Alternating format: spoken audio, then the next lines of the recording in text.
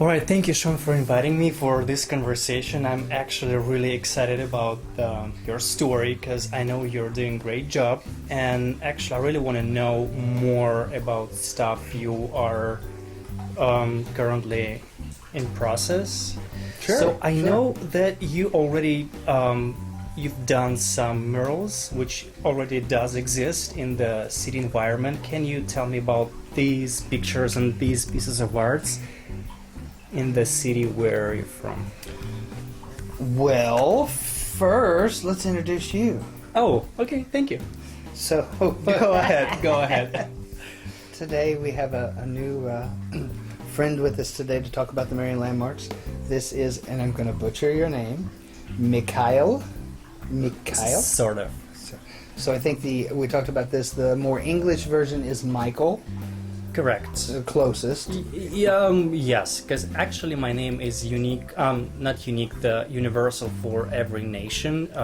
It's a old Jewish name. Also the name from the Bible, because the archangel Michael. For Spanish speakers, I'm Miguel. For French-speaking people, I'm Michelle.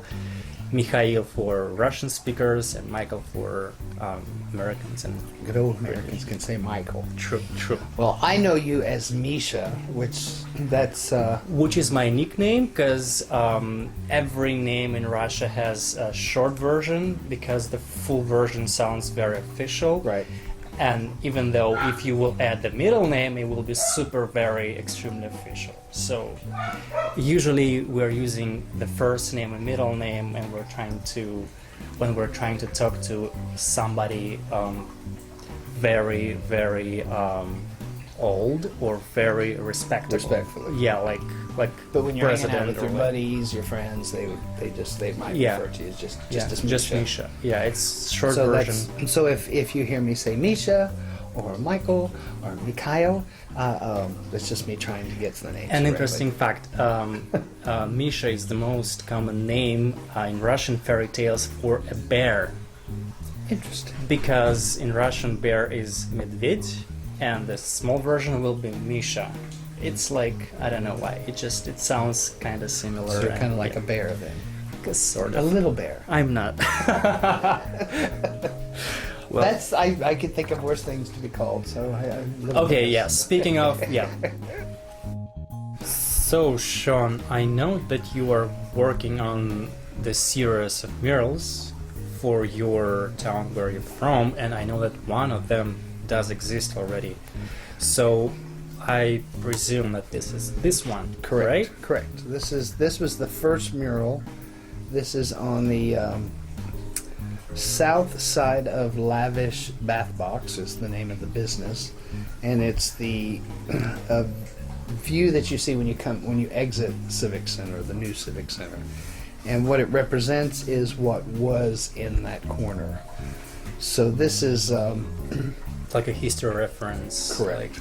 Like It's not exact, but it's close. And those who artistic impression. right, and those who remember this corner of the square will remember that image.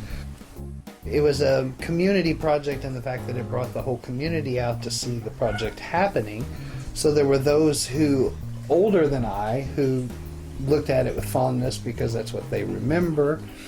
And then anytime somebody brought kids with them, we would let them put paint on the wall.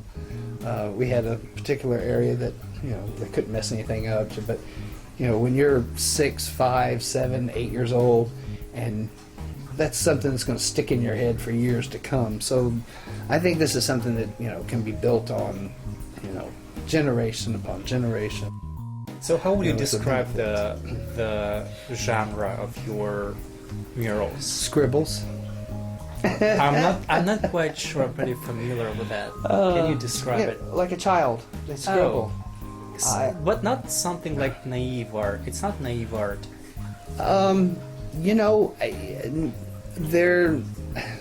I get hung up on terms in art, and I understand the need for art critics and non-artistic people to have a word to put to it. Okay. So, but every artist at one time was a naive artist. And every artist that sticks with a craft and continues to build upon it is considered, in my opinion, a professional or a master, you know, whatever word you want to stick to it. So, you ask, what do I call this? In the case of this Marion Landmark series, this goes back to when I was a kid, sitting in the corner, just drawing because my mom was working and I needed to stay out of the way. So I don't look at what I do here any differently. And those were scribbles. These are scribbles. I've just gotten better at scribbling. And in this case, I found something to focus my scribbles on, to capture, that can appeal to other people. Is it similar to sketching? Sure. Well, for me, sketching is a little different because, you know, they're all essentially the same. Sketching, scribbling, yes, they're the same. For me, when I'm sketching, I'm probably not going to show it to somebody. I'm sketching out a design or an idea, and then once I start pushing it further. To me, these pictures, these murals, they look like, don't be offended, they look like these commercials from 40s and until like 60s, 70s, which we could see in the American movies, you know, like the commercials, like Coca-Cola on the empty wall of the building, which was reflecting the golden age of consumerism in US. Yes. 40s after the war, because the economy was booming up. 40s, 50s, 60s, 70s, and they didn't have like the printing industry. So yes, it was the huge time for artists. Social media. That was social media of its time. Yeah. I would definitely say these pictures create like certain floor, if this word doesn't exist, sort of floor, or like I would say even like a vibe, the special vibe in the city. Sure. And I believe it's worth it. This mural was the test to see how the community would respond. How did they respond? So above what we thought. I mean, we knew we would get attention, but it was, you know, it was difficult at times to get work done because people wanted to talk, which is great. You don't want to thwart anybody sharing their memories, but at the same time, you've got to wait to paint, you know, a whole city block. Let me guess, we're moving from the very first to very big one. Correct. This mural that the painting I'm about to show you is going to be the tallest. It's not by square volume, the biggest. It is the tallest because it's going to be on a 5-story building, and this is called. Set this down gently. So she already looks huge. I did this as a scale model just so I could play with placement and paint. You got it? Yes. Okay. So this is a painting of the Statue of Freedom. The Statue of Freedom is the statue that actually sits on top of the U.S. Capitol building in Washington, D.C. It's actually a really interesting question because for me, as a Russian person, I didn't know before today that there is another statue of something. We get used to think that there's the only one, the Statue of Liberty, which is in the New York Harbor, and there is another one, Statue of Freedom. Like, what is this for? What is this about? This was planned when the dome was built during the Civil War. Okay.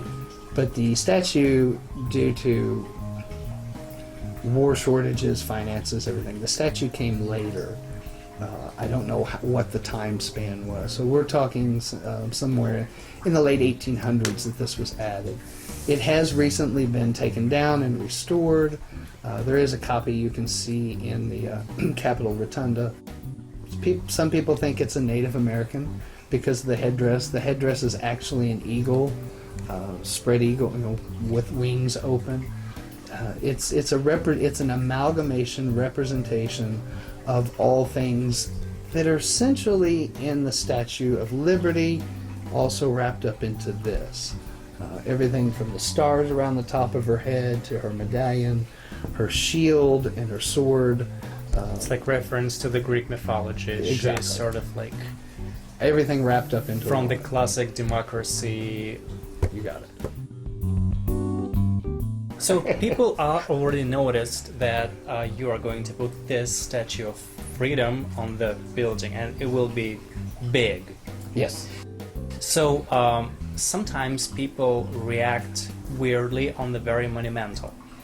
It will be monumental, period. So what kind of reference you receive from the people, from the community? Like what do they say? I mean, every conceivable, it's exciting, it's epic. This is, I haven't heard anything negative yet. The good thing is, I'm sure there will be, and that's perfectly fine. I've heard more negative, and it's not really negative, critical or critiquing within my group of friends, and I'm pointing at Yamila behind here and my other half, Chris, in the reference that who is the Statue of Freedom? What is the Statue of Freedom? What's the message? Well, to me, the message is, will come. It's more or less who's going to know that's the Statue of Freedom, and if they do, how are they going to know about the statue? And so it's all intended to spark an interest. Oh, well, maybe I should learn what this statue is. It's kind of educational moment. Right. It's an educational moment in a very non-in-your-face way. You can either choose to do it, or you can choose not to, and you can just appreciate it for the statue. Some of the other benefits, it's the way we're turning it. She's looking towards the tower, which is in the center of the square. This particular building is terracotta ornate on two sides, but the back side, the west side, as was typical in that time period, they didn't put the facade because it was intended to have a building built up next to it. Got it. So they never built a building next to it. So in my 51 years on this planet and growing up in this town, this big white brick building is the tallest. For the longest time, it was the tallest in the county. Now it's been, there's taller now, but it's one of those buildings that looms large in my memory. So now being able to go back and put this statue on, this painting of the statue, it's just kind of a great way things weave back on themselves. My question is actually, you are the only person who is in charge of visualization of your thoughts, how your city is supposed to look like, and visualization of these murals. And it's uncompetitive process, if you know what I'm talking about. There is no other artist who is going to offer something to your town. Do you feel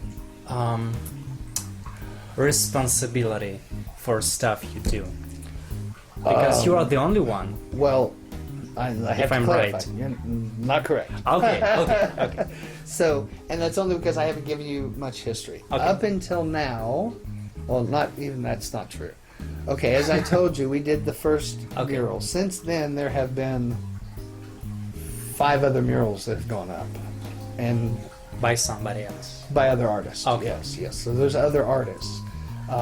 They wanted to get the ball rolling on this mural district, so they opened up a competition, invited artists internationally to submit their designs for these particular 10 spots that I was telling you about. They designated the first 10, and they invited artists to submit their drawings. They received 280 submissions. So for a little town, less than 30,000 people, for 10 murals, 10 locations, they're all pretty visible. There's nothing that's like hidden away. That's an incredible amount of submissions for a small town. So True. that is going through the review process now. I did submit my drawings. The Citadel building is not part of that. That's a completely different project. Although it's going to be part of the murals, I'm working directly with the property owner on that project. So what's next? When the project will be done? I don't know. I'll do volume 3. I have a movie. I've turned these into an animation, and that is something that I'm working on a little bit at a time. So I don't know when that'll come out, but this has transitioned into the murals. So I see them all as connected. So if you'd asked me 3 years ago or told me I'd be painting a 5-story mural, I would have looked at you like you're crazy. If you would have told me 7 years ago, 10 years ago that I'd have 3 books and all, I would have said you're crazy. So I make plans, but I don't have a vision of where it will go from there. So if it makes people happy, then I'll just continue to do it. It's not a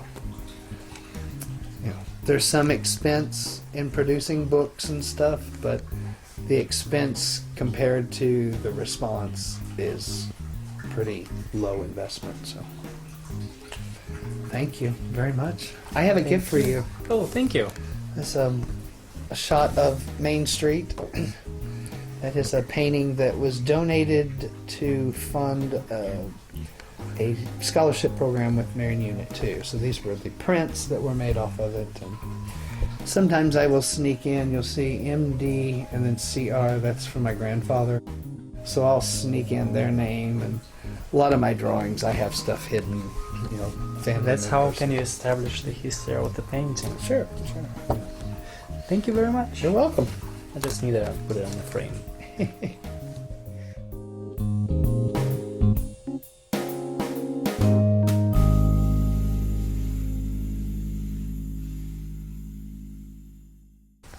So actually, it's good because you can. Because I can spread my belly out now. So I've been sucking it in the whole time. You can see it on my side. Don't worry. You can't see my belly? No. I don't care. There was a time which stuff like that would bother me. Now I just don't. I'm not bothered by anything like All right, that. should we move forward? No. Yes. we Okay. should. I'm just kidding. There's a lot of factors that play into it. Piece of fishes. Yeah, we have fish over there. I mean, I know, but I never. He does flips. Oh, all right. The big Okay. one does flips out of the water. He really does. I'm not joking. He does it about 4 or 5 times a day.